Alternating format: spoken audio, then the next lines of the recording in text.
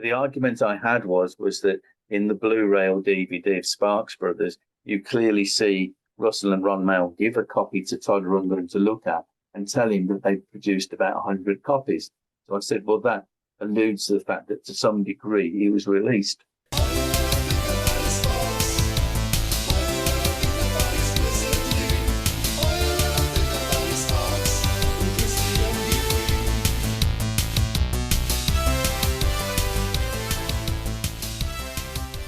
Greetings, all you oxygen-addicted fleshy bags of mostly water.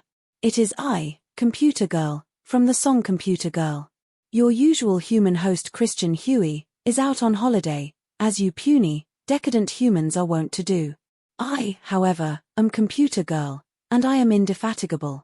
Today's episode of All You Ever Think About is Sparks, episode 50, by the by, as I know your mushy carbon-based brains aren't keen on counting, is an interview with author and playwright Chris Sutton. Chris' most recent work is called On Track. Sparks 1969 to 1979, and dare I say, for being the work of an evolved ape, it's quite an engaging and occasionally exciting read. Monsieur Sutton bibliography also includes tomes on Alice Cooper, Black Sabbath, and AC/DC, to name a few. If you happen to find yourself in Smethwick, UK, you may be encouraged to have a gander at the Smethwick Heritage Center. And should you ask to see the manager, be not surprised to encounter a certain Mr. Chris Sutton. Yes, it is the very same man featured in this episode of All You Think About Is Sparks. Chris Sutton. I hope you skin bags all find the interview an enjoyable one. End communication. Hi there, Chris. How are you today? I'm extremely hot. It's a cool day here for you, I would imagine, Christian, but it's about 32, 34 degrees here, so we're all sweltering away. I'll pretend I didn't already respond to that. Yes. Yeah, I mean, to be completely frank with you, that is too hot for me. It's just that I'm saddled with that here about 8 months out of the year. And you're Chris, I'm sorry, you're in Birmingham right now? No, I was born in Birmingham. Spent most of my life there, which was very handy if you're into music, because it's a big music city, Birmingham. Home of Black Sabbath, we must mention that this week, of course. Yeah. And yeah, absolutely. And so anyway, we moved to Malvern in Worcestershire, which is a much smaller, rural place. The perfect place to write a book about Sparks, in fact.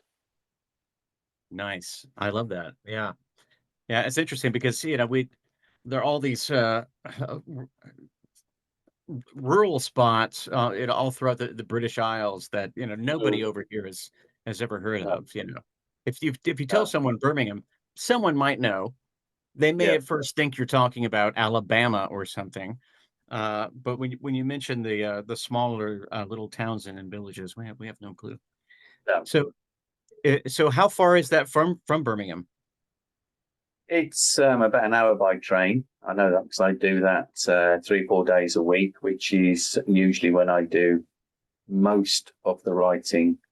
I try and do about 500 or 1,000 words a day on average.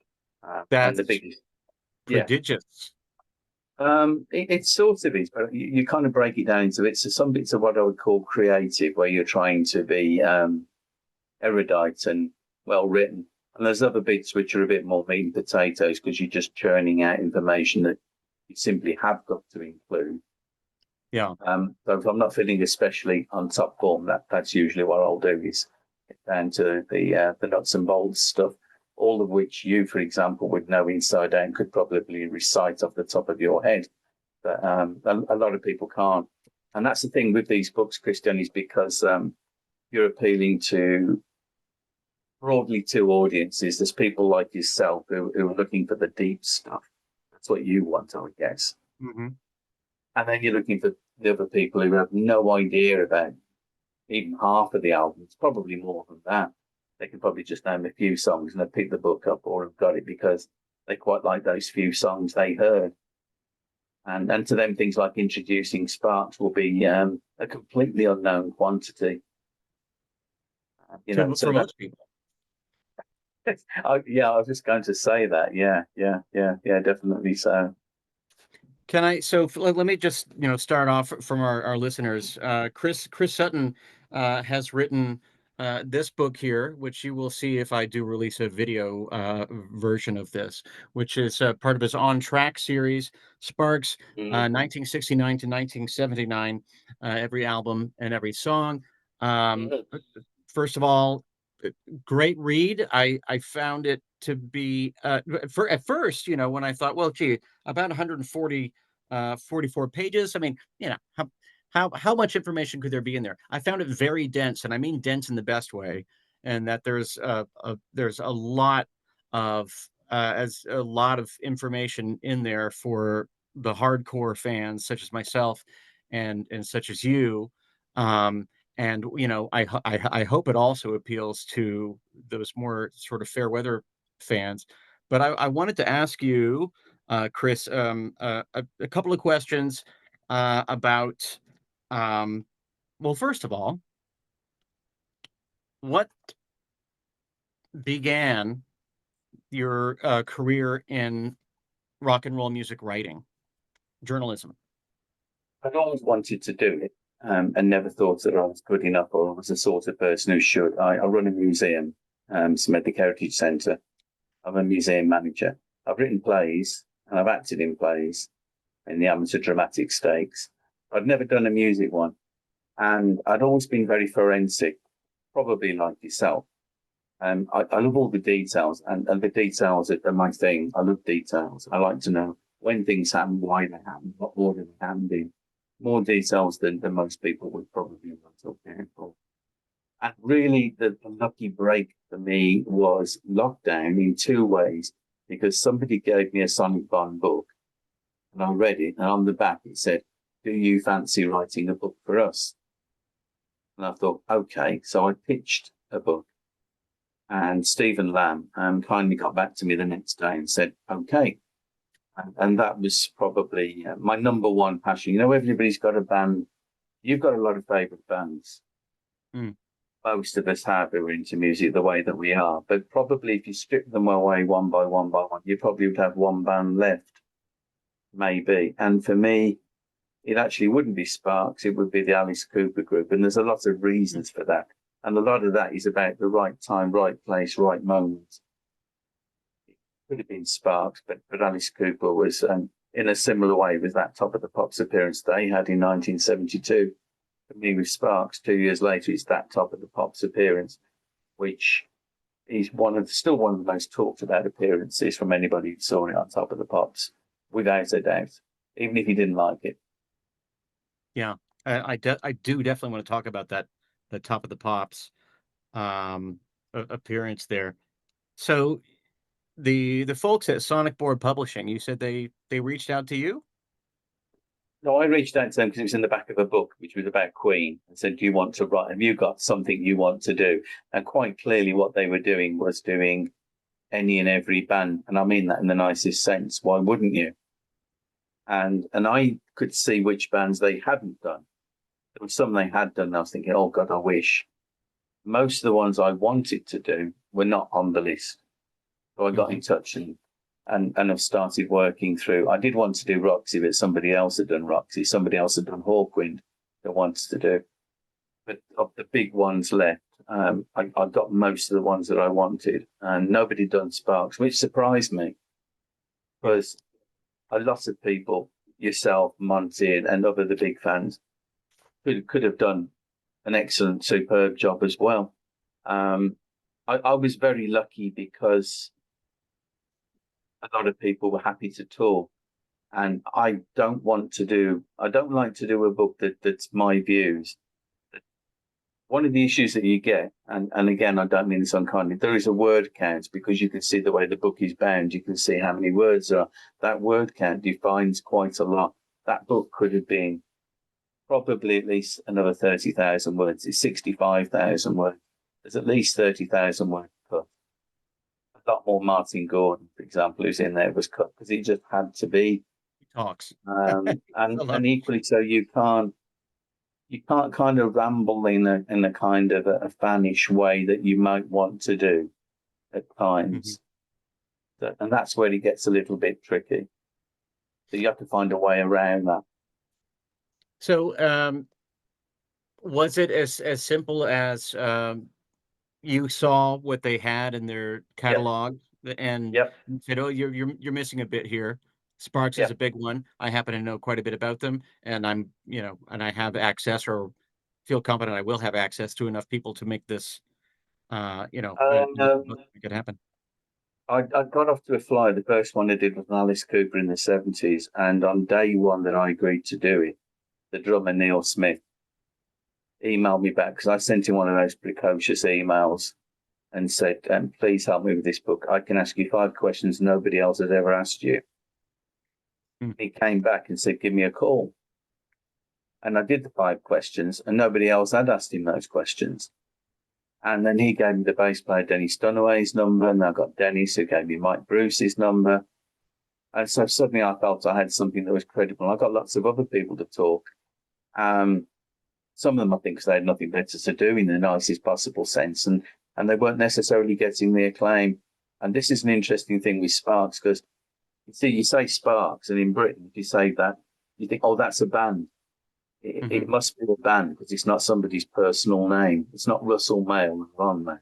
It's Sparks. It's obviously a band. And of course, eventually you find out that it's not actually a band in the sense that we know a band to be. And there'd only ever been a band in that sense for the first 2 albums, which is kind of another story. But I make a list. What I did, I made a list of every engineer, every producer, every musician, every string arranger, backing vocalist, all of them. I make a list of. First thing I do. And then I go through Facebook, LinkedIn, online forums, anything, anybody who can get me to that person.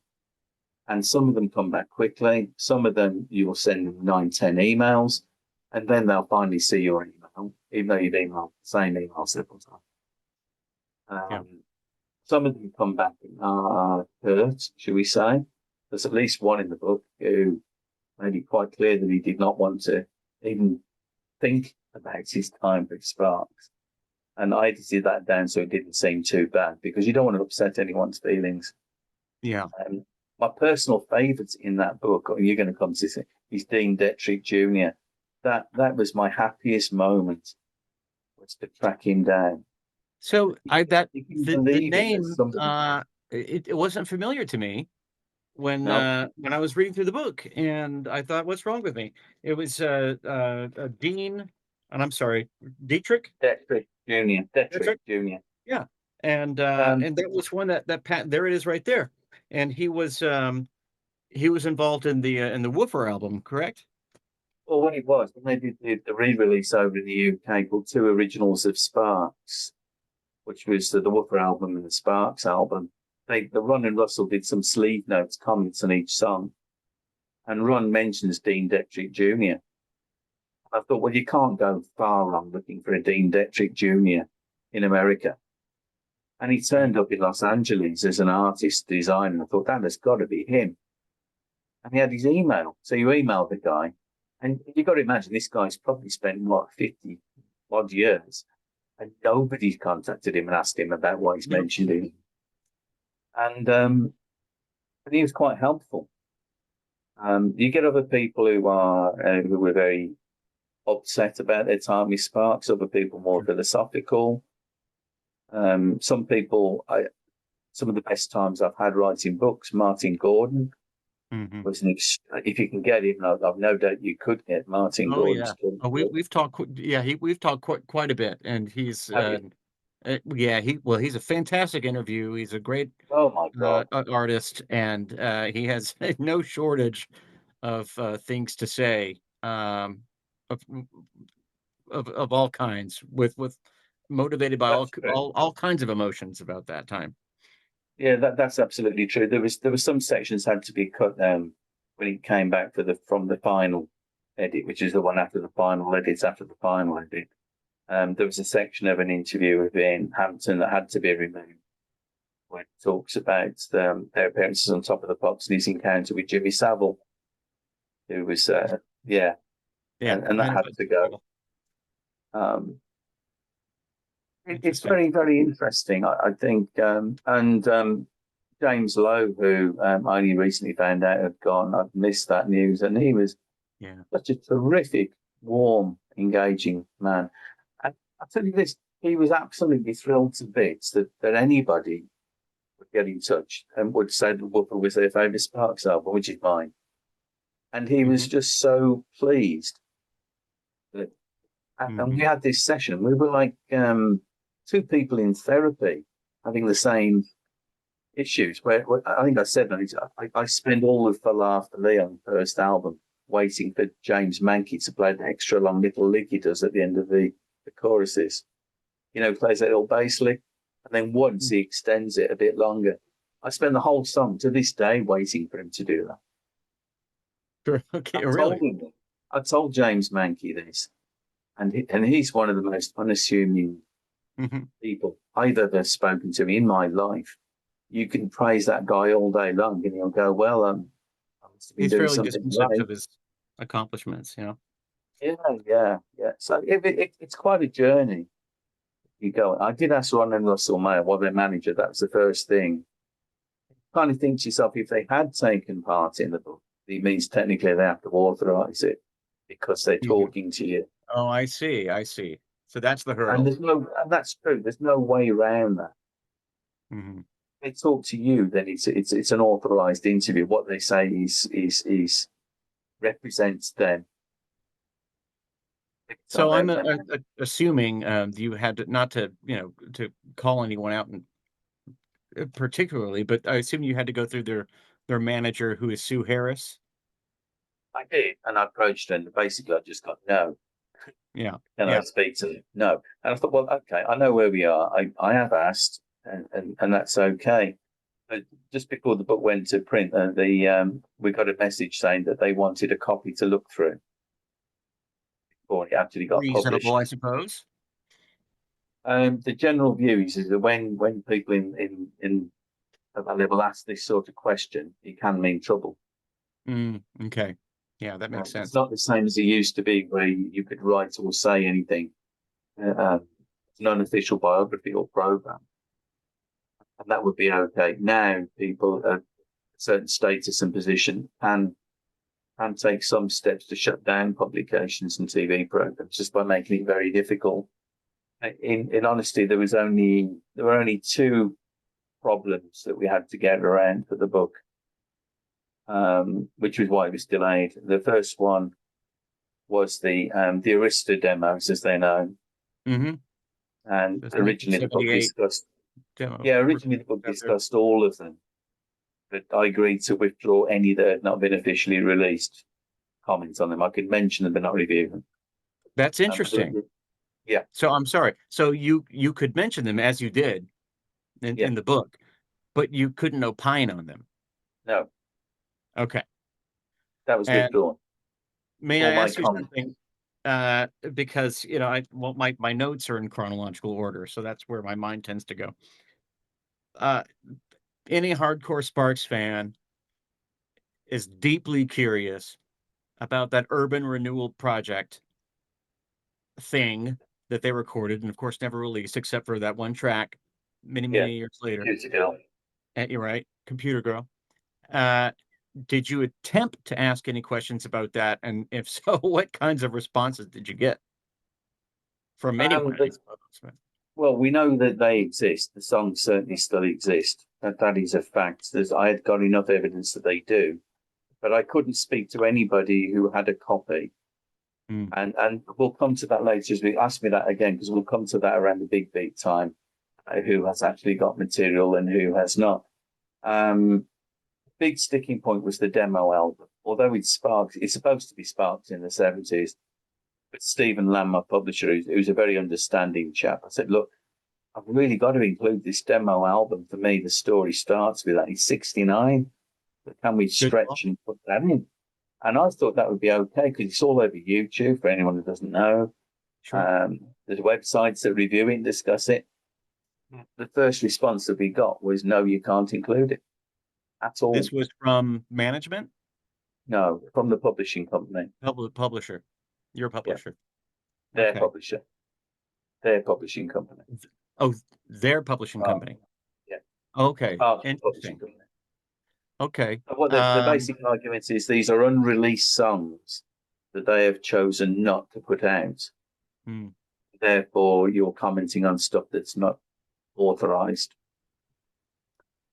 It's not released. But the argument I had was that in the Blu-ray or DVD of Sparks Brothers, you clearly see Russell and Ron Mail give a copy to Todd Rundgren to look at and tell him that they produced about 100 copies. So I said, well, that alludes to the fact that to some degree it was released. It was published in Yes. some way. Yeah. Yes. Okay. Nice. So you got them on a technicality. Did they have any sour feelings about that? It's just going out in the recording, isn't it? Doesn't What have happened to. was the publishing company, I think fundamentally he hadn't realized, and you're probably like this, that I was just never ever going to let it go. Ever. I would literally just think, I can email you this week and next week and the week after. I can ring you and I will keep pushing. And eventually, I spoke to the guy at the publishing company. I can't name him, but he told me that he was retiring following week. And he said, have you taken out those Arista things? And I said, yeah. He said, I'll have your demo album then. So that was yeah, the trade-off yeah. right there, which well done. And I think that was a good trade, because I think that, I'm sure you do, and many others, that really is, I think, where the Sparks recorded history begins. I mean, you could say urban renewal project, but I respect the fact that they were very that they were amorphous and didn't really know what they were doing at that point. But I think that 1969 demo recording is when they were serious and they had a vision. And also, as you said, it's everywhere. It is everywhere. Yeah. If anyone out there hasn't got it, it's on YouTube. So there you go. And it's worth listening to. I think it would be heralded as a lost 60s psych classic if it was by an unknown band. I noticed that you mentioned in some of your descriptions of the stuff in the 1969 demo recordings, there was a passing comparison to Syd Barrett, Pink Floyd, which I thought was right on, and that was one of my first thoughts when I heard it. I'm wondering if that was something you passed on to anybody. No, I think definitely so. I do really love that demo album. It's a testament to Earl Mankey's production genius to record that in his flat, I think it was. Yeah. I was lucky to speak to John Mendelsohn and Ralph Oswald, and John Mendelsohn is hilarious. Very, very sarcastic, and what's really again, a lot of his stuff just had to go because you think, hang on, he's very, very funny. That's all I'll say. Very, very That's funny. great. Now, I didn't get a chance to talk to those guys in particular, and nor Earl. Well, so how did you get a hold of Earl, and how forthcoming was Earl about talking about that time? I got James. I didn't get Earl. And what happened was I'd seen the Sparks Brothers that had come out, and Earl had been in it, and I thought, great, he's talking. And I got hold of James Mankey's email by circuitous route, and he didn't respond for a while. And then suddenly he did with his phone number. See the face that you're doing now. That's me. I'm thinking I've loved this man's work on these two albums all these years, and I'm going to speak to him, and I can't even formulate a sentence. And it's just such a lovely song. And he just you cannot tell him how great he is because he just so bashful about everything. But he passed on Earl's email to me and said, I haven't spoken to Earl. Really? And I've had nothing. I emailed Earl lots of times. I tried everything you can think of. I tried the fanboy aspect. I tried I need your voice in this. So I guess he's just done with talking about Sparks. Earl Mankey, and actually, boy, I would love to talk about Jim as well. I would love to talk about Jim Mankey because he, in his own right, became something of a rock star. It's a bit behind the scenes. I mean, with Concrete Blonde, I don't know, were you familiar with Concrete Blonde's work? Yeah, and then Paul Thompson, Roxy Music was in there for a while, wasn't he, as well? Yeah, as you Yep. know. Yeah, Yeah. I mean, he's a great musician. They say he's a better guitar player than a bass player, and that's probably true because he's definitely a guitar player. He's not a bass player. When he plays the bass, he plays like a guitar player, which is Right. He fine. has a lot of, yeah. Yeah, I mean, there's a great record store day double-sided release there to be had from the Bearsville years. I think of having No More Mr. Nice Guys on one side, Whippings and Apologies on the other, and you'd have a very unique, for me, great Sparks record. I love that. It's such, you made it clear in the book that your favorite Sparks records are those first two LPs. Yeah. And there's so much to enjoy there. There are just so many layers. There's so much going on. There's so much uh different personalities and different instrumentations and pathos and all this stuff. Uh One thing that I this is why I've always wanted to speak with Earl Mankey, by the way, because his presence is so clear, almost on par with the males in those first two records. And I'm wondering, to me, and so I'm wondering if you got a similar impression, and if Mm. yeah, I'll just let you take it from there. Yeah, I spoke to Harley Feinstein and James, and the clear impression is the sessions were being run largely by Ron Mayle and Earl Mankey. And I think Harley says it's in the book that if anyone was going to pick him up on his drumming or somebody on something, it would 9 times out of 10 be Earl, not Ron. It would be, Hmm. we need to do this, we need to do that. For me, what had happened was, Dimona, my house was like this room of crazy, curious, odd things that were called songs. And Right. then somewhere off there is like this dark, dusty room no one's been in. There was even more mad and bonkers than Yeah. that, which was woofer. I remember hearing that and thinking, what the hell? Hmm. I thought this is I could see where this links to that band, Big Kimono, but I came away having just odd thoughts and feelings and dreams, even about something like, like the Louvre and that is not included. What the hell is going on Yeah. with this?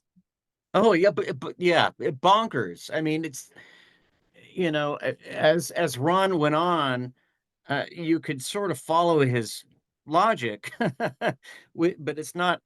It's harder to do with these first couple of records. Like, why? What would make you go there? This arts and crafts, festivity thing. The lady in her quilt, and the battery's not included, and Yeah, whippings and apologies and whatnot. I mean, it was just absolutely everywhere all the time. absolutely extraordinary. So the first two records, the first one is probably more naive. It's less full sound. Todd Rundgren doesn't Mhm. get the fullest sound on it.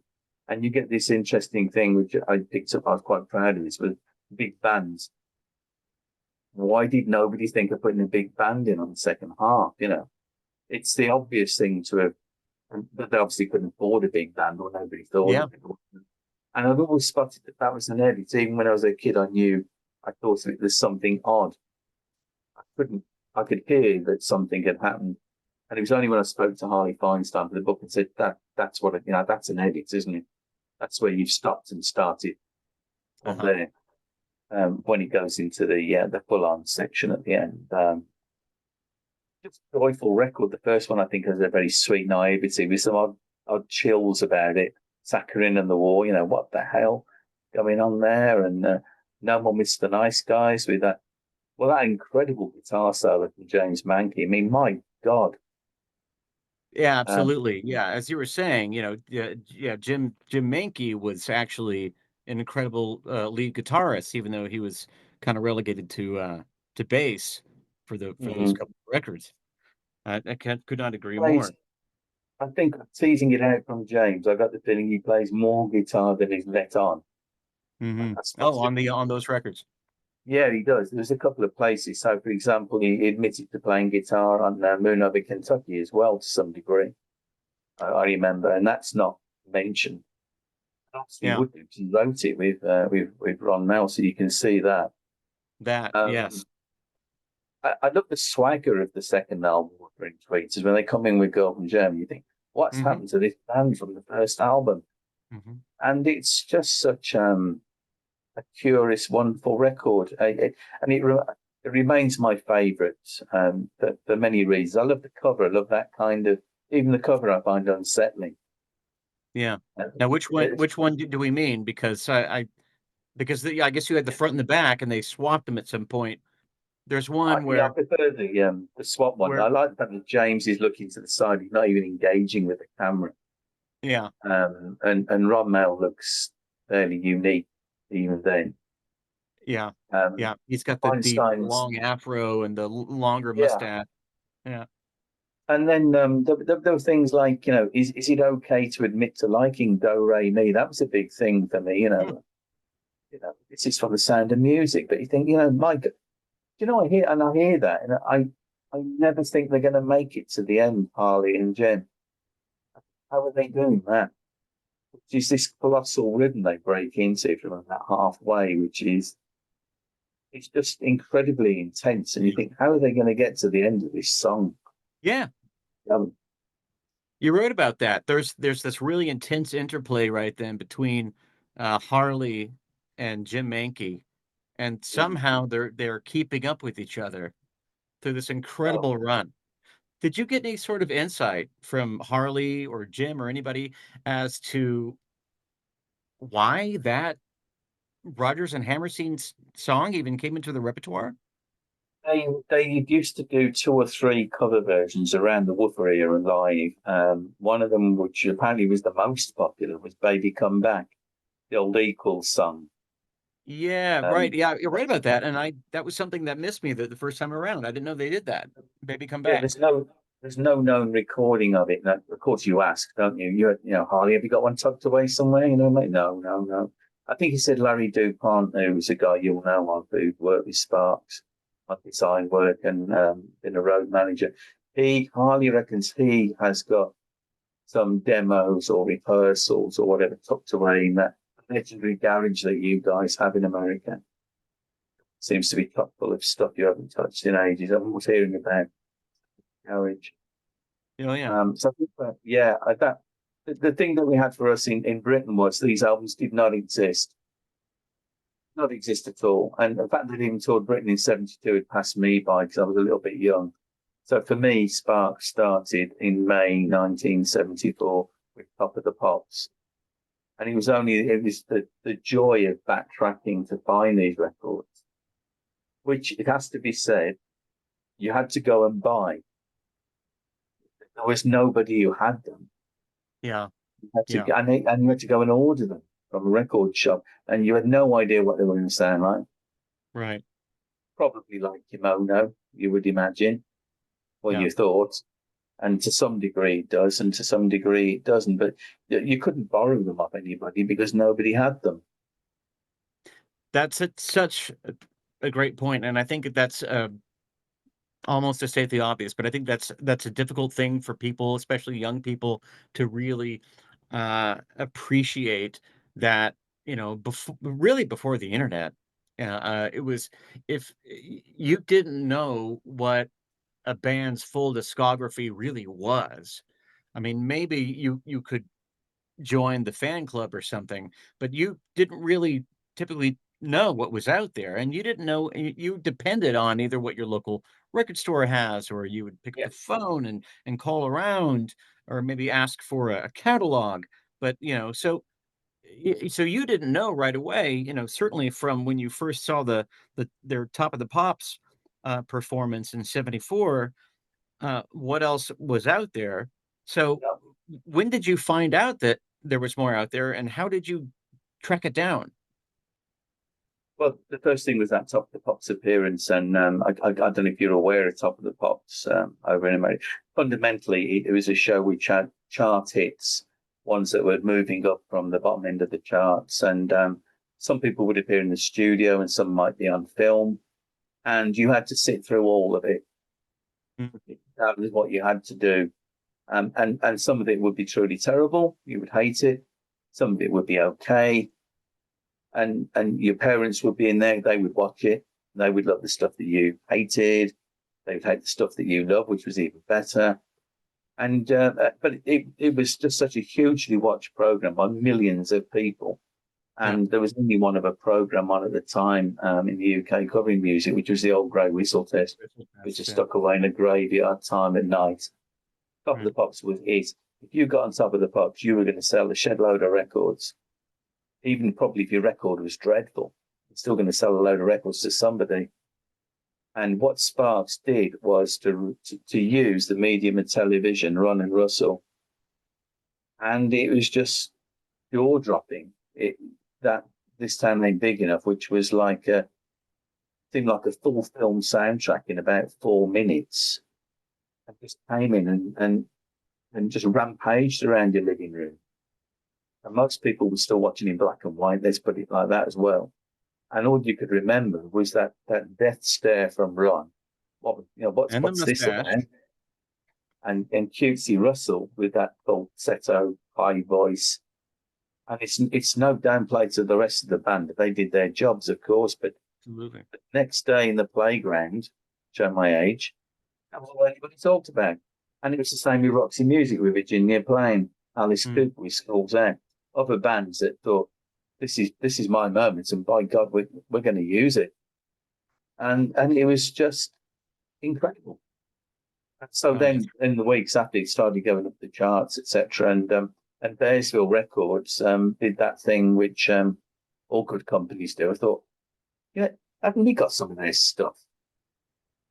Haven't we got them? And suddenly adverts started appearing. And we used to read all the music papers. We read Melody Maker, New Musical Express and Sounds. Somebody had copies of those discs as well. We would read those. We'd read them all every week, devouring anything and everything.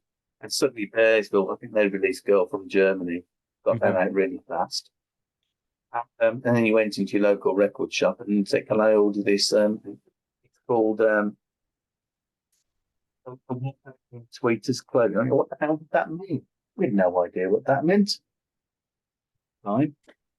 I think it was years later I found out that it was, bass and treble, woofer and tweet, and that's the first we'd heard of it. And then Bearsville managed to get that 2 originals of Sparks set as well, so they got more bites on that front. So, and then Sparks were really pretty big in '74 in Britain. They were on top of the Pops a lot, and they had a good run of singles.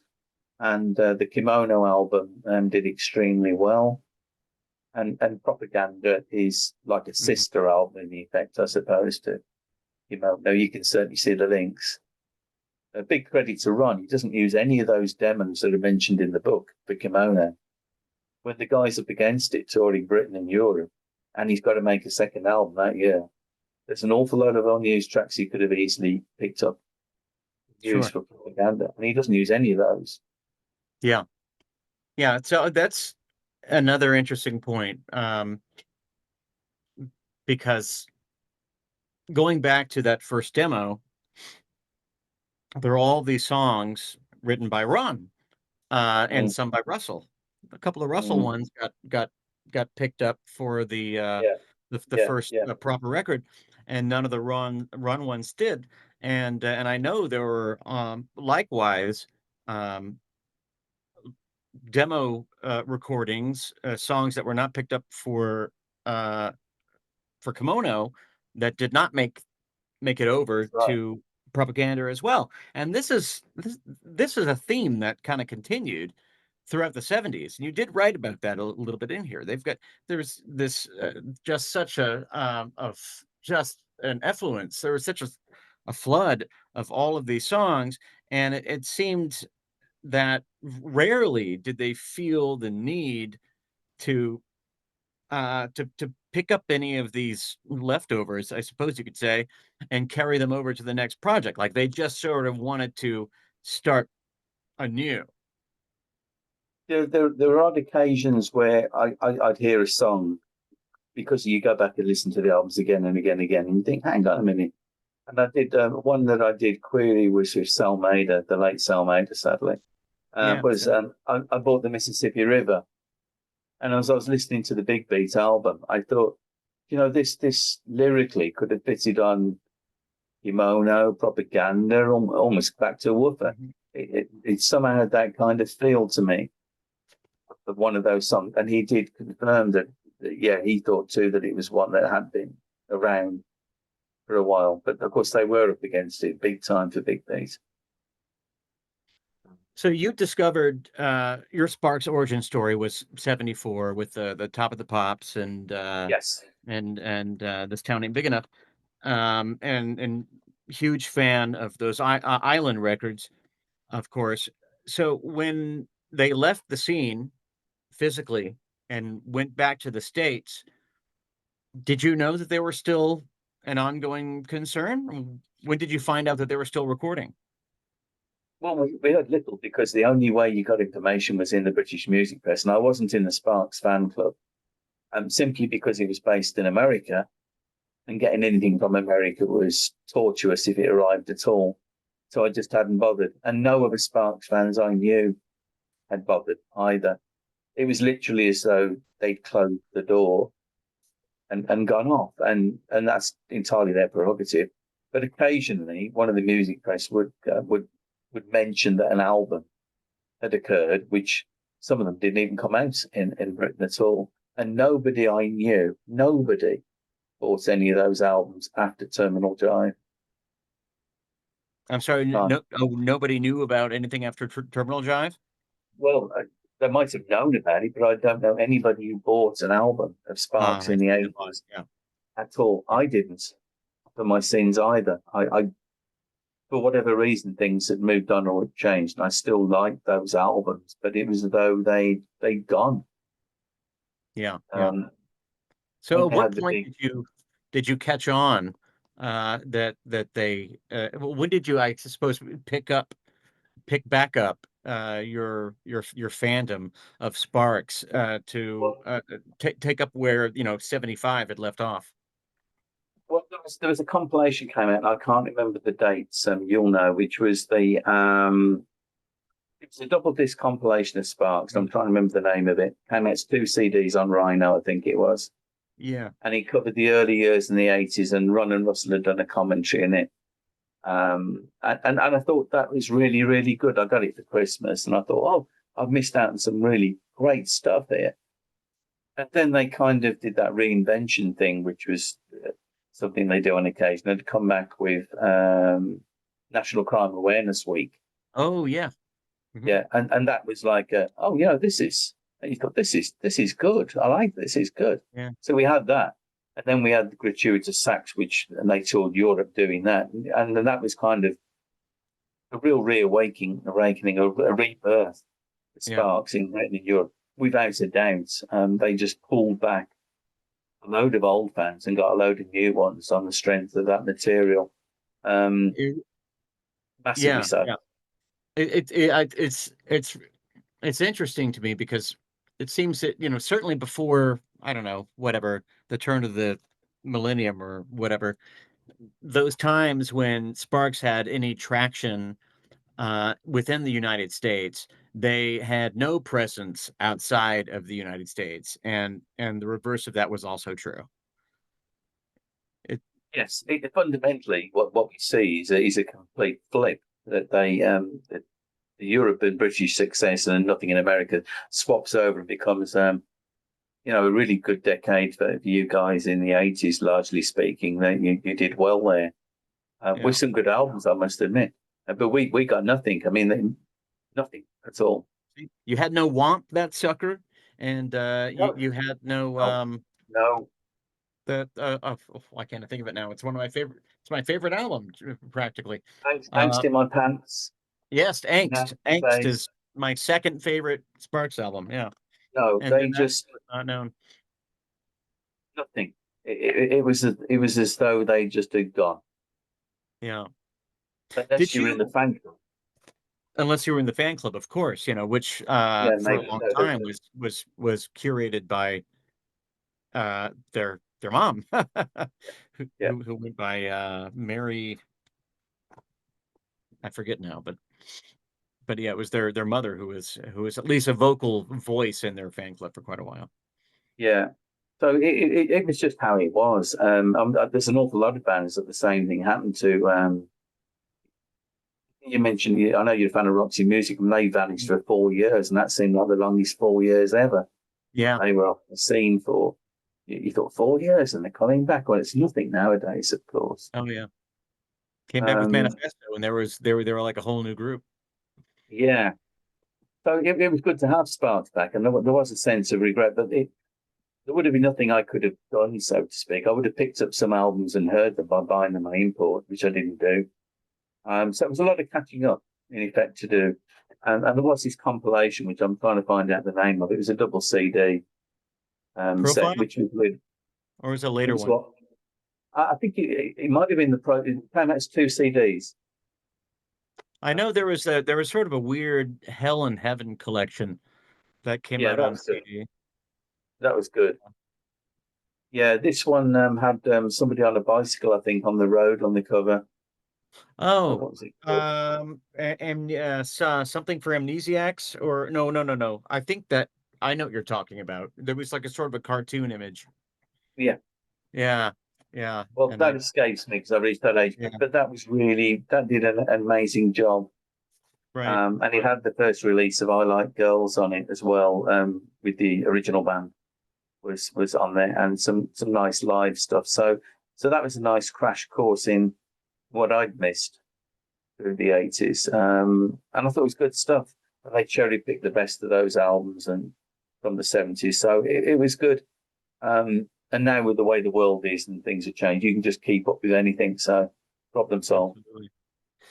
Absolutely. Were you well, one of my favorite albums, aside from Angst and Number One in Heaven, which is my all-time favorite, just to put that out there, is uh was Indiscreet. I absolutely adore Indiscreet. I thought that the production job was incredible on there by Tony Visconti. Uh, how much were you able to get out of it? And forgive me, I read through the whole darn thing, but I mean, you weren't able to get a hold of Tony himself, were you, or were you? No, we got close. It got very, very close. Yeah, He'd agreed, and we were setting a time. I was chat to Tony, and I'm thinking, oh, great. And then he backed out, and you never know why. hmm, It could be that he'd phoned somebody and they said, no, we're not doing it, so he won't do it. That's quite common. You'll yeah, get asked, are such and such going to do it? And if they're not doing it, I won't do it either. Um, so it would have been a shame. On the Hell collection, he's credited with playing bass for Sparks. One Tony thing I picked Visconti. up as a bug. Yeah, No kidding. Tony Visconti's a good bass player. Hmm. That makes sense. I'm, And I'm sure he played on some of the Bowie records at that yeah, point. and I asked Ian Hampton. I said, "Can I ask you an indelicate question? Does Yeah, Tony Visconti play any bass on Indiscreet? Which would have to be that one." And he said, "No, I play all the bass on that album." Ian Hampton said he did Yeah, everything. he said, "No, I played everything." I thought, okay. Did So on the you Hell collection, did you talk to anyone? Speaking of delicate questions and people who are involved, uh, anyone close to Dinky, or anyone close to Adrian Fisher? yeah. Well, Trevor White, who plays on Indiscreet and Propaganda. I spoke to him I spoke a couple of times for some time, and he was very frank indeed. Hmm. Um, as regards Dinky, I mean, obviously you know what happened to him, and that it was Dinky. suicide. Yeah. Um, Trevor White's view, which I think I had to phrase very carefully, was that he'd never been quite the same since things broke down with Sparks. Hmm. Yeah. Yeah. That's difficult because you've got to you've got an act with such a long history and so many different players and so many different personalities and so many different stories, there's going to be some tragedies in there. And I'm sure, obviously, you encountered some of those, like you did with Adrian and Dinky and whatnot. Yeah, you do. I mean, one thing Trevor White said was he feels that his problem with Indiscreet, which you won't be too surprised about, is any songs on which the band don't play. And there's quite a few songs where the band are either not on at all or not on very much. Get in the swing, maybe.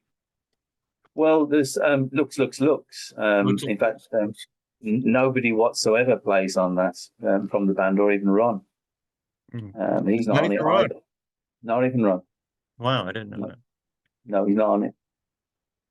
It's the Ted Heath Orchestra play everything on Looks, Looks, Looks. So there you go. Trevor White was frank. Yeah, I think he sees it for what it probably was, really, which is that you've got two guys, Ron and Russell, who believe they are Sparks, which they are, and they are working with effectively hired hands. And that's really what they have done. And I think it's down to whether you accept that fact, you can live with that, or you have a lot of trouble with it. And I think some of these people, particularly the ones who were upset, seem to feel they were joining a band. Right. And, and it does seem that some of those players were almost promised something other than what they got. They were were at least led to believe that they were going to be walking into somewhat of a democratic institution, and that was not, of course, got. Well, we're talking particularly here about Martin Gordon, aren't we? We're talking about Martin Gordon, the great Martin Gordon. And he doesn't need defending at all, because what Martin produced for me, and as I'm talking to you, he did the same. He was holding up diaries and notebooks from 1974, which you helpfully included in your book. Yeah, and he kept a diary for every day. Now, either the guy was making up stuff every day through 1974, or has rewritten it since to cover 74. If you speak to him, he's extremely credible, and it sounds utterly believable to me. Yeah. I think Ron and Russell Mael have one of the challenges they probably have is that I'm sensing from people to try and find a way around it is they probably hate confrontation. And that's okay to me. I don't care for it much either. And there are ways of dealing with issues. And in bands, there's always going to be issues about publishing and who does what and whatever. And one way around that is to get somebody else to deal with the problem. The Trevor White says that they were sacked when they were having breakfast at the hotel when they were touring in America and told, well, that's it now, boys. And he was saying, well where's Ron and Russell? They'd already gone. And then Muff Winwood interviewed, and he said, look, I'll tell you this, Chris. He said, if you're going to get on in the music business, if you can't be tough, you can't sack people or relinquish them when they're no good to you anymore, or you want to move on, you're never going to make it. What was it like talking to Muff Winwood? Excuse me. Yes, Muff Winwood, because he's such a celebrated name in music, particularly at that time. With Sparks, with the Cars, with I think Queen, if I remember correctly, at some point, or maybe I'm misremembering. Yeah, he was. I was very lucky because he's from Birmingham, and his wife was from Smethwick, where I run the museum. So I got another angle, and I'd messaged him and said, in fact, I wrote him because I got his address, and I said, look, can we talk about Smethwick? No one's going to ask him about that ever, probably.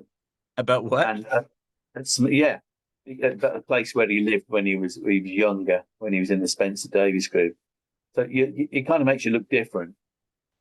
You're coming from that viewpoint, and also about his time with Sparks. Mark Winwood was he was very friendly, very nice, and if he was giving evidence in court, you'd have no trouble, because when he tells you something, You think that's how it is. Mhm. So I said to him, who was offered to you when they came to Ireland? What was your opinion of what it was you were getting? And he said, Ron and Russell Mann.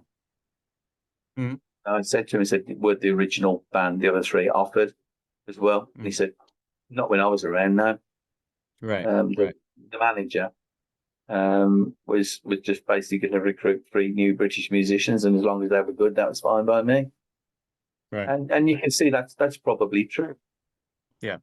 Yeah. It's probably true, isn't it? Very sad.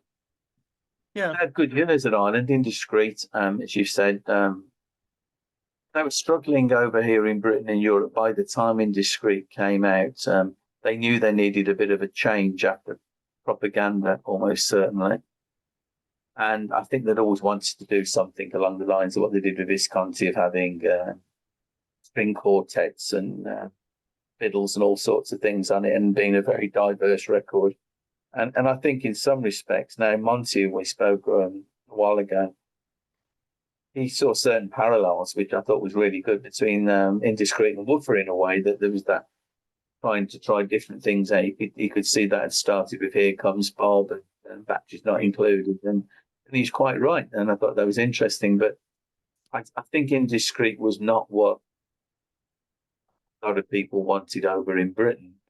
They probably would have wanted the diminishing returns of Propaganda Part 3. So it was a It's throw of the interesting, dice. you know, because when that record came out, Indiscreet 1975, and it in my mind occupies a similar space to Queen's A Night at the Opera, and that they Yeah. were just throwing, whatever they could at the wall, and most of it stuck because they had gotten so good at doing all these, sorts of different ideas and different genres and whatnot. So it was somewhat strange to me to hear. I wasn't there at the time, that that did not grab hold of the imagination of the British, music listening public, as did the Queen record at that time. No, they had a problem, I think, getting the swing. It's not one of my favourites. I can see what they were trying to do on it, and I understand what they're trying to do on it, but something still stops me from going overboard on it. I must admit, I do like looks very much. That always makes me smile. I love the way that comes in. But the singles were dropping off the charts, lower places in the top 30. So, and Indiscreet was dropping down as well. Yeah. So, something had to change after that. And I think even that was when you first realised, for me, that Sparks, the males, were capable of making a very big change to their sound. I could see a lineage up to then through the Islander albums, and they had one Ireland album to go. And when Big Beat came out with that god awful cover, I've got to say, Oh, you didn't like it? That's a famous cover by now, by Richard Avedon, right? I want to say. I've no problems. I've no problems with all of that.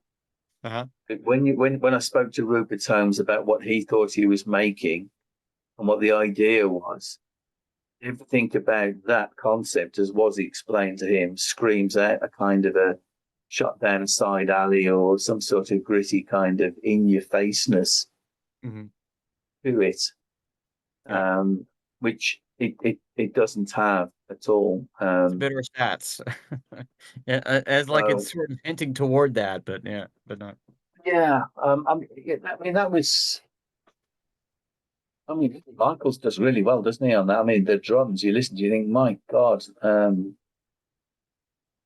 Rupert Holmes is still. I think he says the only thing he finds is if anybody says to the males, "What the hell happened with Big Beat?" Yeah. They'll tend to say something along the lines of, "Oh, it's production problems." And if anybody says to them, "Big Beat, what a terrific album!" Oh yeah, thank you. But he says that that's just how it is, and it is. I mean, Jeff Salem, what a guitar player Yeah. on that. Yeah. Did you get a chance to talk to him? Is he? Jeff Solens unfortunately passed away some time ago. Oh, I'm sorry. I forgot that detail. I know. Well, I would only have known had I not, Yeah. as a right that you go through checking stuff. Well, but of course, as you know, Sal's left us. You mentioned that, and He I was was, lucky enough to get to talk to Sal a Sal couple years. was so funny, and he's played with I know everybody. And I was he did on those big the, books. yeah, his book's great, and I was on the phone to him for videos for ages, and we went through his time with Roxy, Robert Calvert of Hawkeye, the Runaways. He plays all of the bass by one track on Waiting for the Night album by the Runaways. And he was so funny and amusing and a great bass player. And he's very, very proud he was of his work on Big Beat. And it's a very cohesive record, isn't it? It's do you like Big Beat? I like Big Beat. Yeah, I don't think I'll ever love Big Beat, but there's a lot to I do aesthetically. It's cohesive, like you said, and there are some bangers on there. My I guess my general opinion is that were they were either trying too Ron and Russ trying too hard not to try too hard, or they weren't trying hard enough to try. I don't know if that makes sense, but I mean they were definitely going for a stripped down sound, something that these days is called proto punk. And I guess it just doesn't quite it doesn't hit me the way those Island records do, and I think that's probably the way for a lot of fans. But put it on and I'll jam out to to throw away and get her a new one, or I want to be like everybody else, or nothing to do. I mean, Mm. they do have a punch. It's just not one that I come back to that often. Yeah, I see what you mean. Of course, there's the runness quotient, isn't it? I mean, run so dialed down.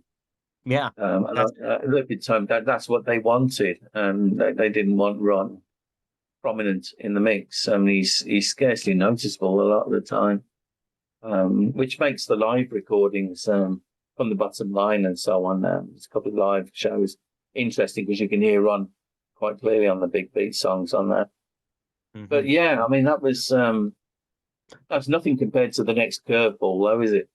Oh boy. Okay, but yes. So we'll get to that, but I just want to take a moment to say that that Hilly Michaels really uh carry I don't want to say carries, but he carries a lot of weight and a lot of water on Big Beat. And I really notice what Hilly brings to this.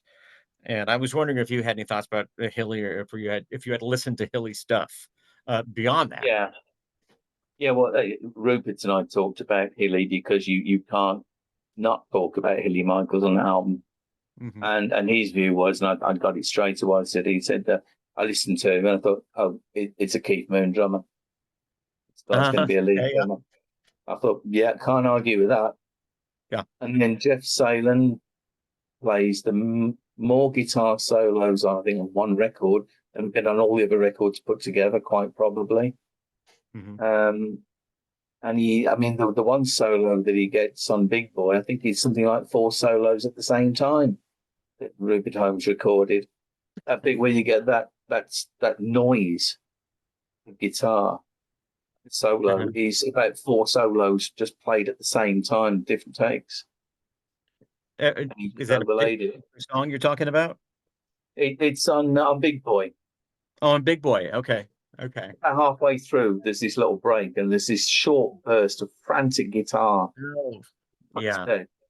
And yeah. and Rupert Holmes said, "Oh, play it again, play it again, play it again."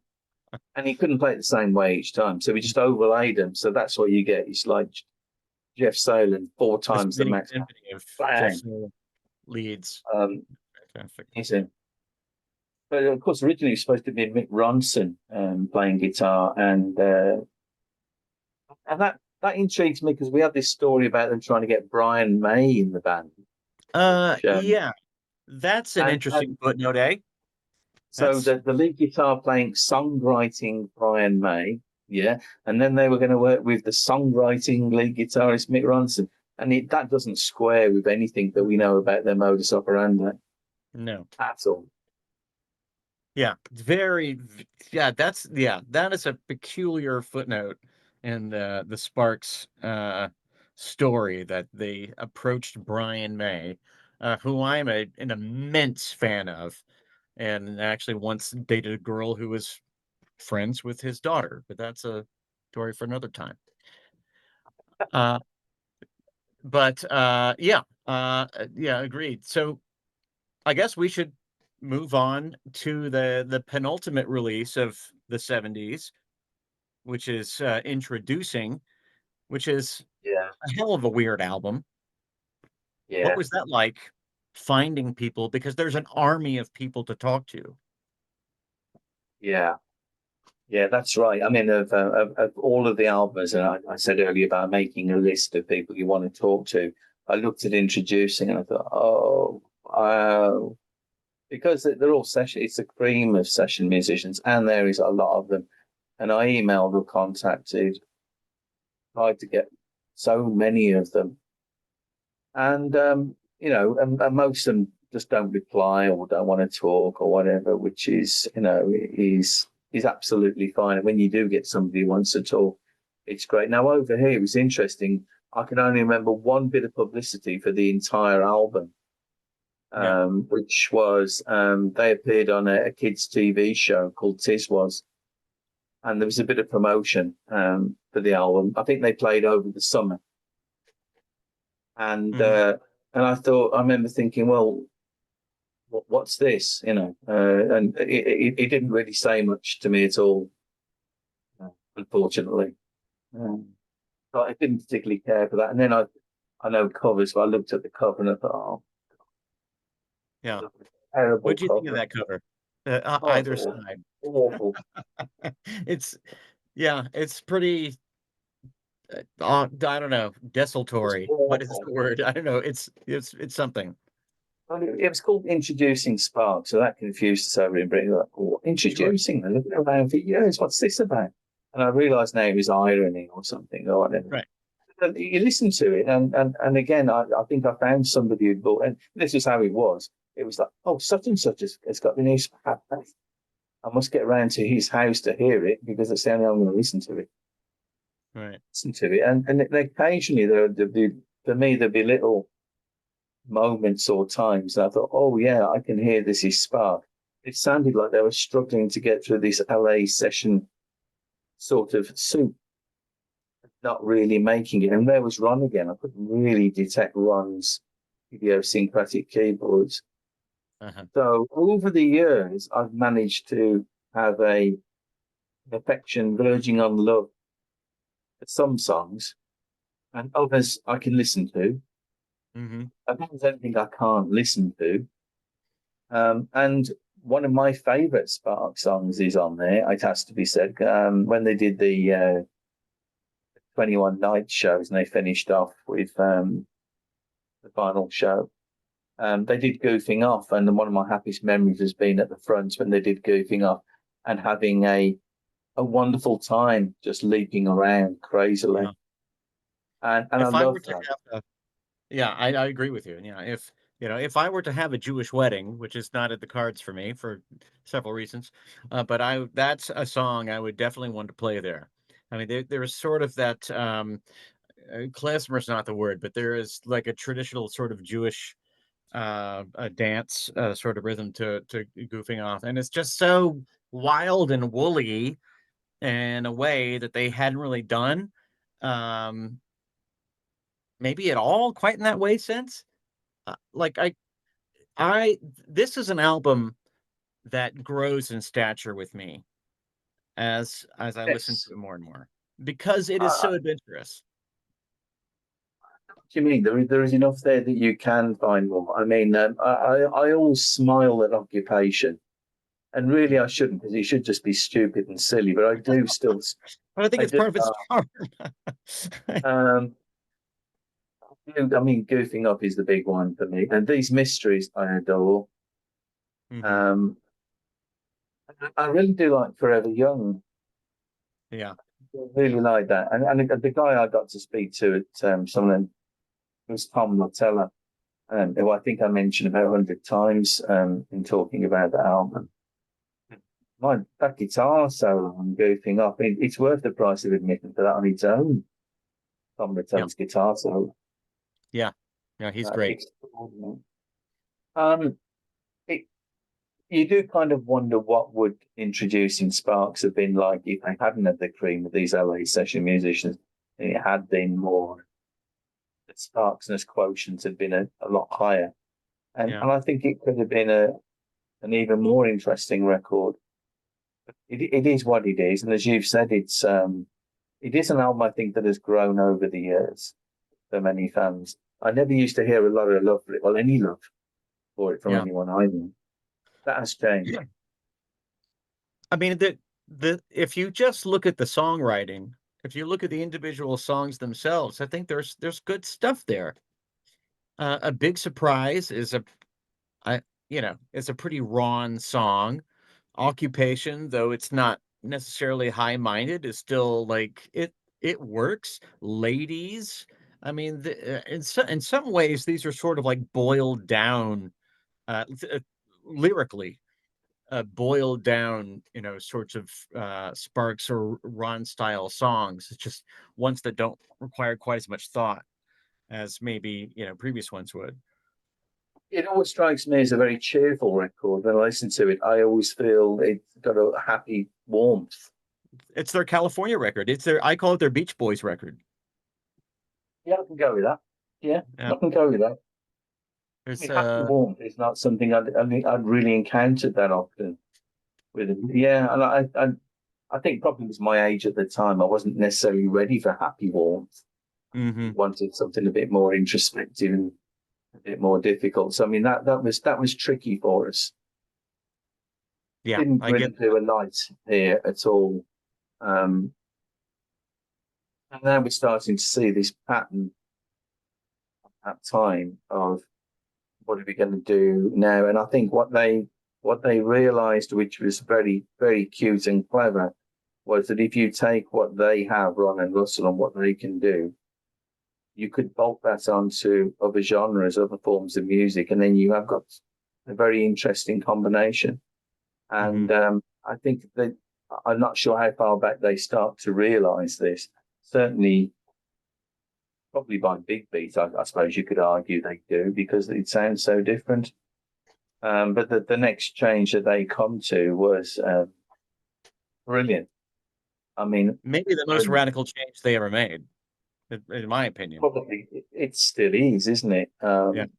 I mean, that was very, very brave because he was going to go one of two ways. I think he was either going to just sink like a stone, or he was going to do extremely well. And there was an element over in Britain, I think, that what that happened in '74, you could see happening a bit again with number one in heaven. You could see, I was reading and hearing the same reactions. What is that guy doing on the keyboards?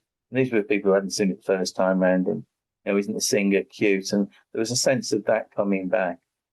And to work with Moroder was genius, absolutely the right person to work with. And I don't know, maybe you can see that running through their work to this day, some of what they learned from working with Moroder, perhaps. Certainly up to Gratuitous Sax, you could see it coming through there. Yeah. That album, some of the ones after that. But yeah, I just wish it was longer, is the album. I mean, I agree. I could not agree more. So that is, as I've said, full disclosure, that is my favorite Sparks album. I never tire of it. Every time I listen to it, I I did pull from your book, if I can pull those pages up, that yeah, there were some questions that I had yeah, about the instrumentation that I didn't know about. Like I had yeah, assumed that you've got Keith Forsey doing all the drums, and maybe yeah. is true. Uh, oh gosh, what was it? But there were some things going on that I uh, wasn't aware of. I don't know. Maybe while I look for that, maybe you can speak to that a little bit, because we've got, of course, Giorgio, who I assume is he playing all the synths, or is he just setting up the synths for Ron to play? No, he simply has to be playing on it. And the reason he has to be playing on it is that if you listen to records he's made before that, there's a certain sound he has on the synths and keyboards, that there's a Moroder style which had already been played by him on other records, Right. without any doubts at all. So Ron is collaborating on keyboards, and this is where it's got a bit trickier over the last few albums. Just indiscreet, really. You either can't hear Ron, or you're not sure whether it's Ron on Introducing Sparks. I'm not sure when it is Ron or one of the other three keyboard players that are credited on the record. And on Number One in Heaven, I think, look at the songwriting credits for some clues as well. If Moroder's on the songwriting, then it's almost certainly him you can hear playing on it as well. That was how I tended to spot that it was him. But he's definitely on there. I mean, there are stories, which I'm going to have to get to for the next book, that Ron doesn't play our notes on Terminal Drive. Mm-hmm. Yeah. Well, so I also read that at some point, and then I read something else saying that that was not strictly true. Although to a large part true.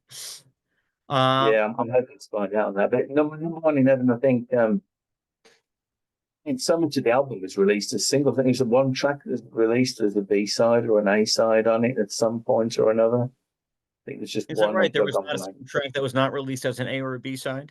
Yeah, only one. I think the Virgin put out these picture discs and 12-inch discs, and maybe My Other Voice was not released as a B side. That one.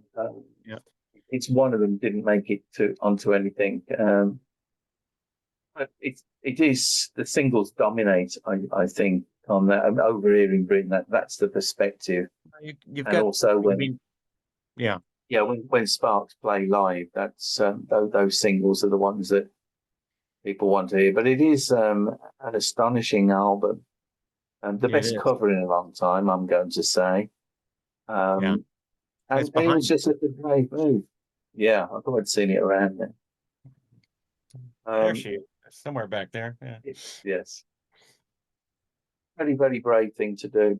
And it kind of worked for them. I don't think he did as well as he deserved. That's my opinion. When I look at those singles, I think they could have had a number one, number two hit over here in Britain. Probably should have done. I think they were good enough to have done that, but they didn't do as well as that. I know Virgin were looking for that. No, I'm sorry. So we haven't talked about this very much, but I came up in the MTV era, and when I started discovering that Sparks had videos from this time, from then, and even some promotional clips from before then, like This Town,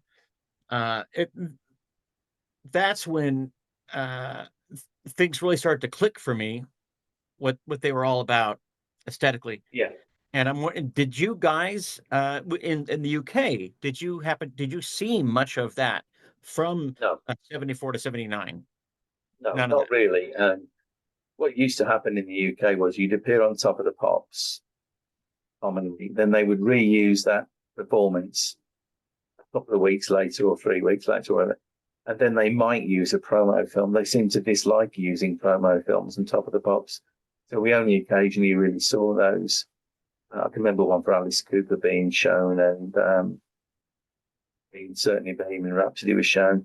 So these promo things really became something we collected on video cassettes when we were collecting anything we could about Sparks. It would be like, oh, somebody's got the promo video of This Town on a scratchy old video cassette, and you'd devour this, of course, not having seen it when it was on the first time. It's been like 15 years later or something.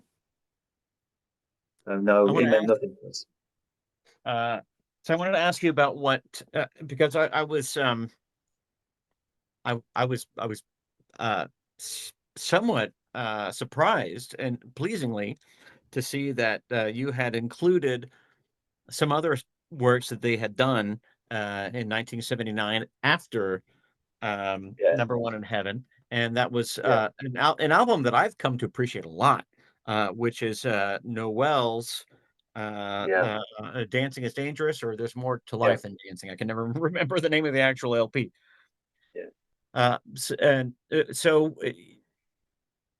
when did you first hear that? And I sort of do gather from your book that you weren't very struck, positively by that.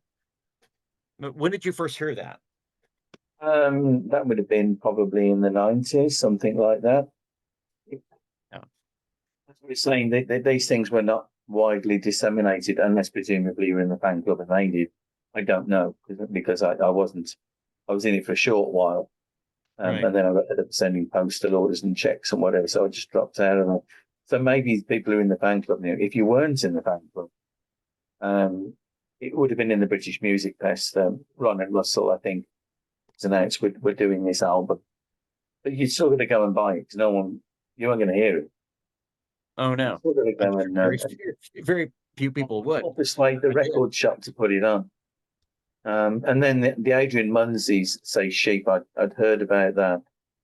And So I'd I've heard got to about tell them. you, Yeah, I had known about its existence, but yeah, I had dismissed it as because I didn't even hear it as yeah, a cover of yeah, C'est Chic, of Le Freak C'est Chic, with just sheep, and then I finally recently actually listened to Adrian Munsey's yes, original piece, and yes. then heard the one that he did, and I realized it had nothing to do with that at all. No, Right. no, So no. that's fun.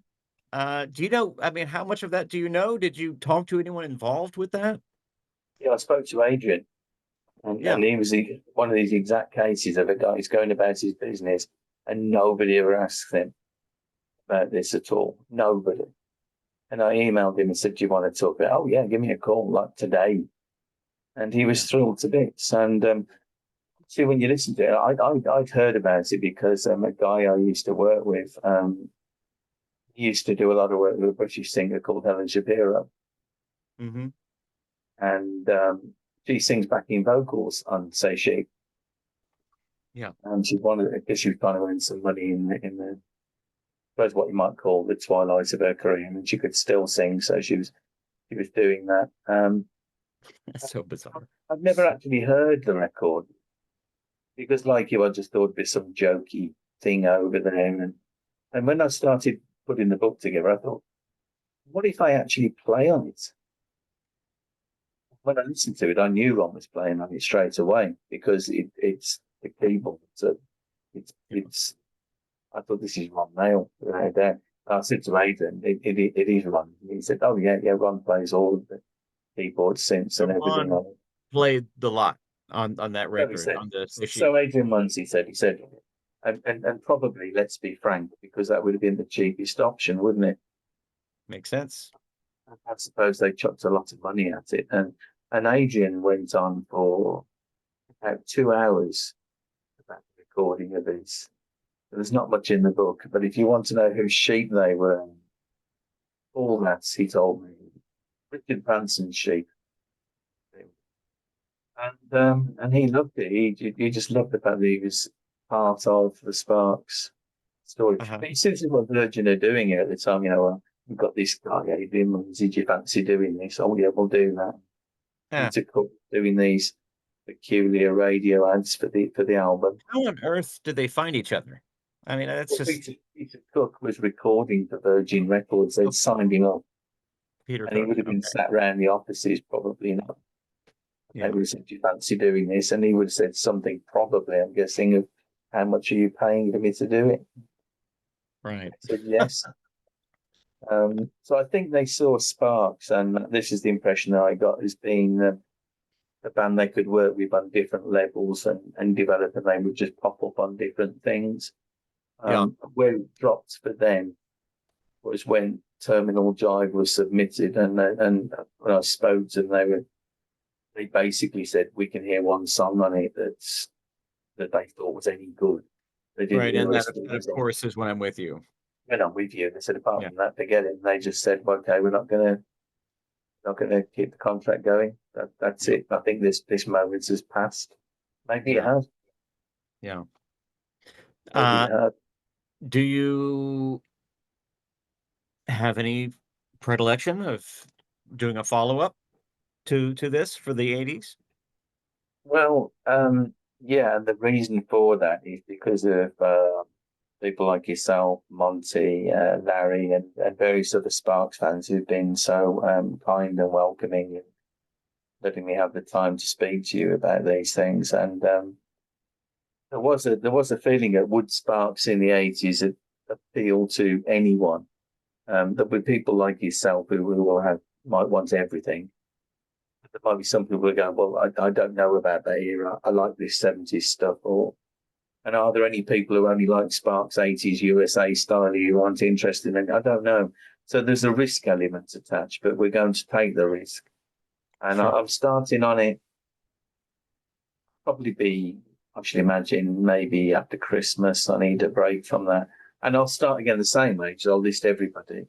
So it's a And the plan. thing, it is, and I think it's an interesting story because, of course, we get the whole thing with, Bates Motel and so on, and joining them, Mhm. and actually Sparks looking like a band more than they have since For a bit. 1972. Yeah. And I'm hoping to get hold of the guys. So that's where I'm anyone out there who can help put me in touch with them because I think that's going to be important. They will I know talk. Monty and I have both spoken with David. He's spoken more with David Kendrick than I have, but he seems to be a very willing interview subject, and he enjoys talking about that time period. So I think you'll get a lot out of him about that time.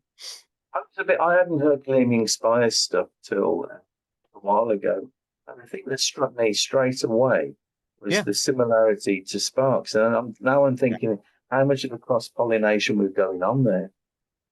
that's a great question, and I didn't get close enough to David because he's the only one that I was ever able to talk to about those things to really get into the nitty gritty about that sort of thing. But I didn't get the impression that that Ron and Russell were much involved with the songwriting nor the production of the Gleaming Spire stuff. But rather was No, kind of I hesitate to say it was a one-way street, but it seems like it was probably more that way than the other.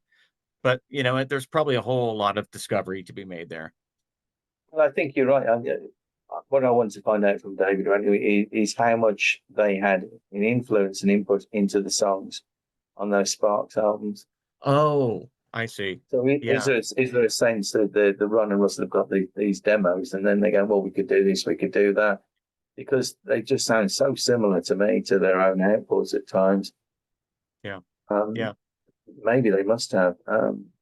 Yeah. Well, I know that those um those couple of 80s records, at least the Womp and Angst, a lot of those were the music was largely improvised in the studio or in rehearsal, so that the members of the Bates Motel slash Gleaming Really Spires nice. had a lot of influence on that sort of stuff, That would particularly when explain it. you're hearing the drum work, which is Yes. all David. But I do think, and hopefully you'll get some more um, um, fine point information on this. But I do think they had a lot um, of influence on the sound of those couple of records, at least. And so it does look like a band because I mean they even tour, don't they? I mean it's Yeah. And they toured long after they had, from my knowledge, they toured with Sparks long after they were actually having much of an influence on the recorded material, like in Outer Space, which was fairly minimal.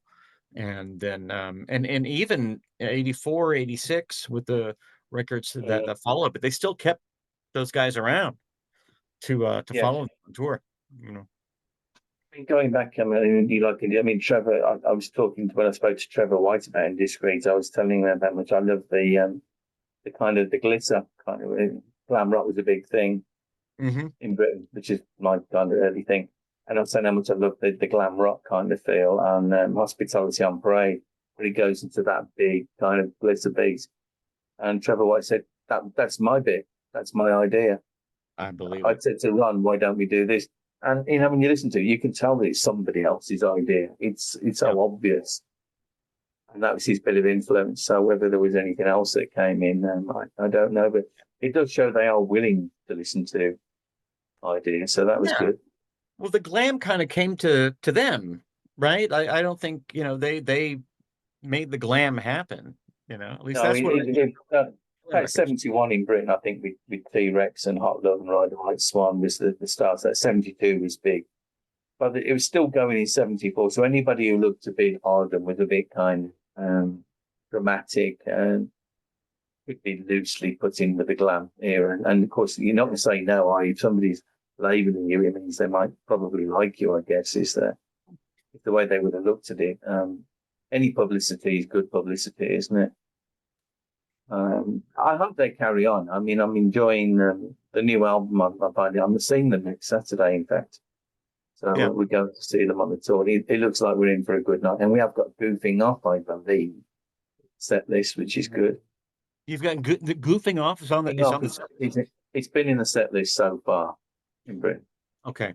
I have not had an opportunity to see them this go around because they have not come to North America yet, and I probably won't be able to make it to Europe this year. But I did see them in 23, and they had some stuff from 88 on there from interior design, which was surprising in a good way. So I would Yes. love to hear anything from back then. So where are you? What's the venue where you're going to see them? We're going to Wolverhampton at the Civic Hall, and they do Wolverhampton now each time they come. And it's a strong set list if we're getting the same one. It's certainly, I think, it's probably the best sort of final running of songs at the end of the night that I think they've done in a long time. So that's really good. And there's a few deep cuts in there. So all to play for, so it'll be good, hopefully. Oh, I should enjoy that. The odd So thing about this is, I've got to say, the odd thing about when I first saw Sparks in 74, it was May, I was, how old was I? 12 years old. I was 13 in the December, so that was 12. yeah, That's 1974. You kind of think to yourself that's like most of my life I had Ron and Russell Mail lurking around. yeah, that will happen to me before I know it. So just to be, I'm being forthright here. Like I didn't cotton on to Sparks until fairly late, very late. Actually, I should say very late, 2008. I did not. I know that's a blank. I understand that blank stare. I did not. I did not really get into Sparks or really even know about Sparks until 2008. I was 28 years old, so they had been around and done all this stuff, and they had completely passed me by. The story that I'd heard from over here was that in America they were popular they had strongholds in Los Angeles and New York to some degree. Yeah. And pretty much that was about it. And that if you were anywhere outside of there, your chances of encountering them were almost nil. Yeah. So it does look to me as though they've been working more in America in the last few years. And this I find interesting because it reminds me of another favourite band of mine, Kraftwerk, who Oh, I just saw them about 2 months ago. when they seem to be working harder than they were back in their prime, if you want to call it that. you're more likely to see them now than you were back when they were putting out the original albums. So I mean, maybe they'll come around again. I think I'm certain that Ron and Russell Mail will not stop. I think they'll carry on making records, even if they don't tour. Yeah. And because they'll always sell, won't they? I mean, I'm not asking you how old you are now. We'll carry on buying them, won't we? That's what we'll Mid-40s. do. Yes, of course I will. Of course, mid-40s, absolutely. Yeah. But that's it now. That you're now done for the rest of your life with this. So you'll always be buying Sparks records. Oh, forever. Until the end of time. And the way things are going with them, they may outlive me. One of the things I find interesting about them, and to touch on this, is they for their comments on their albums in the book, you look back and think, what did they say at the time about each of these records? And the answer is not a lot. Mm-hmm. The view I was getting was that this is our album, this is our persona. There you go. Yeah. There you go. And they did an interview with a British comedian, Rob Brydon, when they were recently. Recently, I've seen all of it, yeah. But I saw the one clip from it where he tells them what his favourite song is, and you're waiting to hear what that is. And he says it's Reinforcement. So you go, okay, interesting. That's a good one. I like that one. And he reads out the entire first verse to Ron and Russell. And then asks them, what's that about? What is this? Where does this come from? And he puts upon the room, and he just gives an enigmatic look and laughs, but it doesn't tell. Man, that is the Ron MO. And I know we could go on for ages, but I've got to ask you what you personally. I used to wonder, when you have a thing like Here Comes Bob, what is that? I mean, because this is a guy who could be writing short stories, isn't it, or books? I could have been a short story. Here Comes Bob. Yeah. But these are not real people, but are these people well real to him in some way, or are any of these songs is Ron in any of them at all? So that's a great. Okay, so I think what you're asking is are these people that he's actually encountered, or are these people just in his mind that? Well, some of them in his mind. I'm assuming I hope the guy in Here Comes Bob is a real person driving around. Inspired by, I suppose, yeah.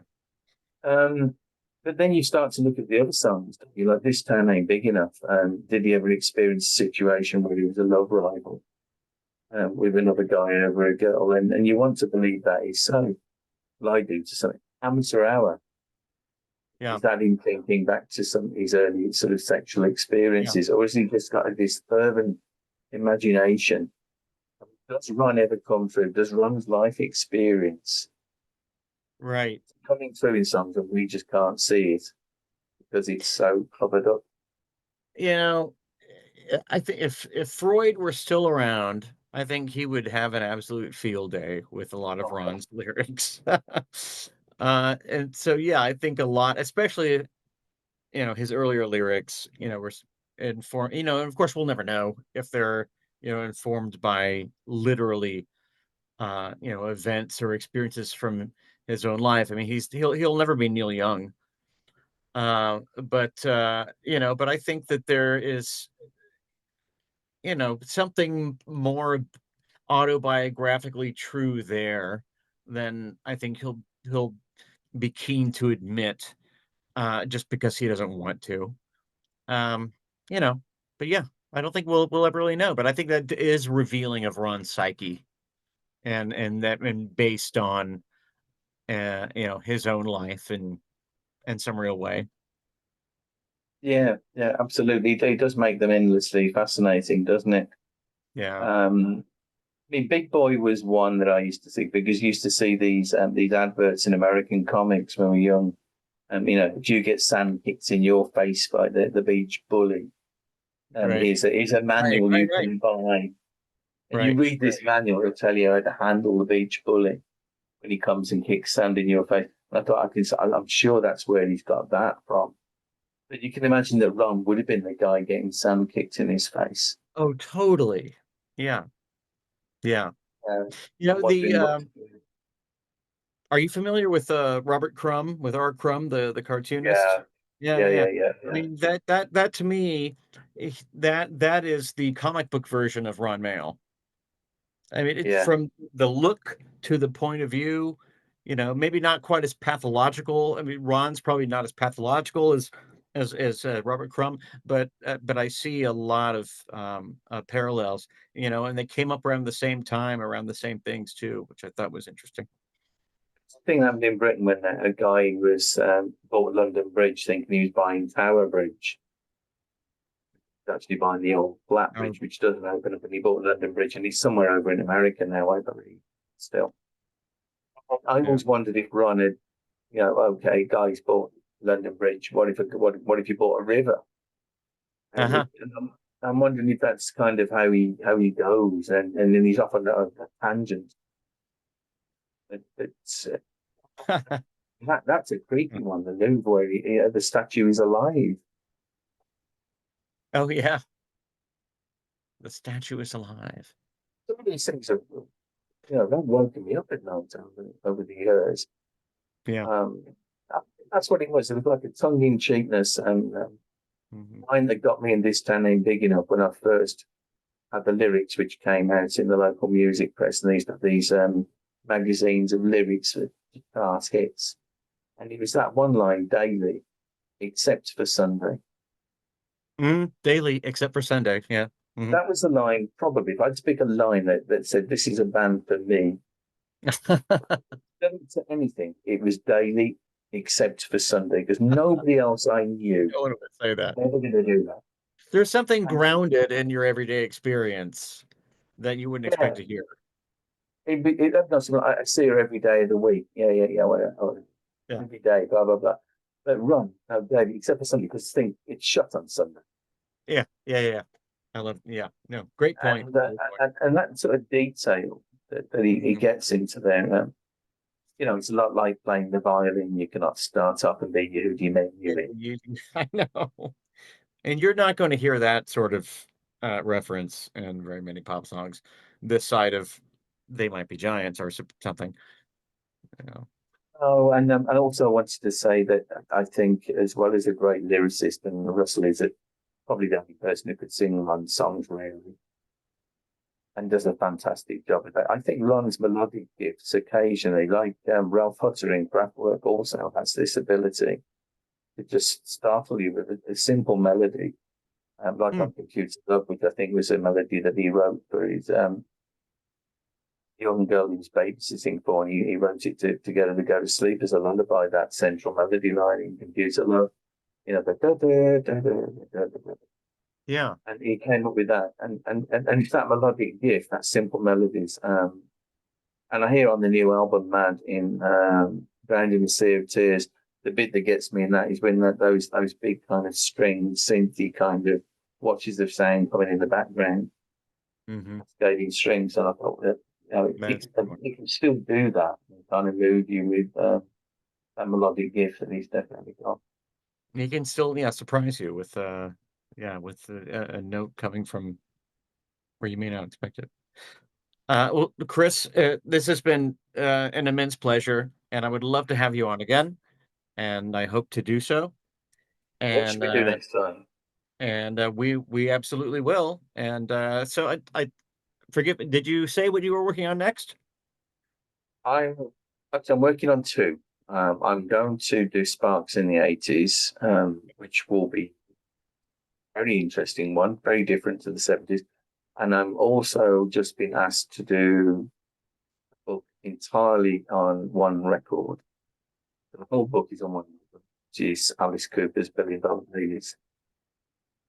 I gotta take a So deep dive in you're the Alice first person. Cooper. I've got Nobody to get else there, knows man. this. So I will do that. I will go back and listen to Alice Cooper that I've missed. But thank you so much. This has been such a great conversation. We've gone on for such a long time, and I think it's all brilliant. And and thanks for the great book and for gifting it to me, by the way. Uh, and we'll chat again real soon. Yeah, I'm going to, I will be talking about the 80s one. What I'm hoping is to kind of lean on a few people for their thoughts and input. Um, I think it'll make that an interesting, more interesting journey, I think, this time. I'm looking But forward to it. thank you so much, Christian, for the opportunity. And Not a everyone bad. who's listening and watching, and I hope you love it too. There you go.